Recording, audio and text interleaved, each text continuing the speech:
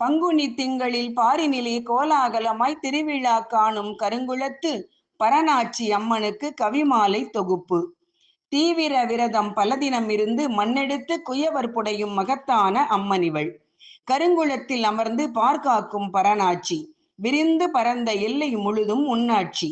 ஏராள பக்தர்கள் ஊற்றும் தாராள எண்ணற்ற எண்ணெயிலே ஏற்றமுடன் குளித்திடுவாள், மனம் குளிர்ந்திடுவாள். மானிடர் எண்ணமெல்லாம் நிறைந்திடுவாள். மனங்கள் மணமுடிக்க மழலைகள் பிறக்க மதலைகள் வாங்கி அலங்கரித்து மகிழ்வுடனே விட்டால் மறுக்காமல் வரும் மறு ஆண்டில் மறக்காமல் மணமான மங்கையரின் மடி நிறைத்திடுவாள். மாலை வேண்டி வரும் ஆணிற்கும் பெண்ணிற்கும் மாலை மாற்றி மனங்கள் முடிய மனமு வந்து உதவிடுவாள். மங்களங்கள் குவித்திடுவாள். வாஞ்சையுடன் வாசலுக்கு வருவோரின் வேண்டுதலை மகராசி மகிழ்வுடனே வழங்கிடுவாள். நாடி வருவோரின் நாடி பார்த்து நன்மைகள் நல்கிடுவாள். வந்த வினை, வரும் வினை, வல்வினை, செய்வினை அனைத்தையும் வேரோடு விரட்டிடுவாள். தயங்கி வருவோரை தாங்கி காத்திடுவாள். தட்டாமல் உதவிடுவாள்.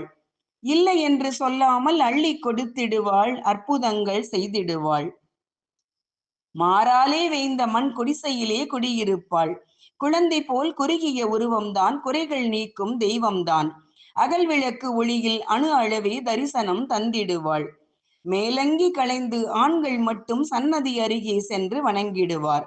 பெண்டீர் எல்லாம் பின்னின்று குனிந்து தரிசித்து பெருமகிழ்வு கொண்டிடுவர், பேரின்பம் பெற்றிடுவர்.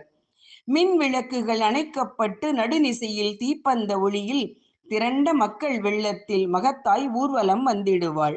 ஈராண்டிற்கொரு முறை பங்குனி திங்கள் கடை செவ்வாயில் இனிதே நடக்கும் இனிய திருவிழா இது. வீட்டிற்கு வீடு வேலை தவறாது விரும்பி அழைத்து சளைக்காமல் விருந்தளிப்பார். சடுதியில் அறுசுவை உணவு படைப்பார் என தித்திக்கும் தாய் தமிழில் தெவிட்டாத தேன் கலந்து பரம்பொருளின் ஆசியோடு பரநாச்சி அம்மனுக்கு கவிவடித்த அடியேன் சிறுவாணி நீர்ப்பாயும் சிறப்பான கோவையிலிருந்து தேன்மொழி ராஜமாணிக்கம்.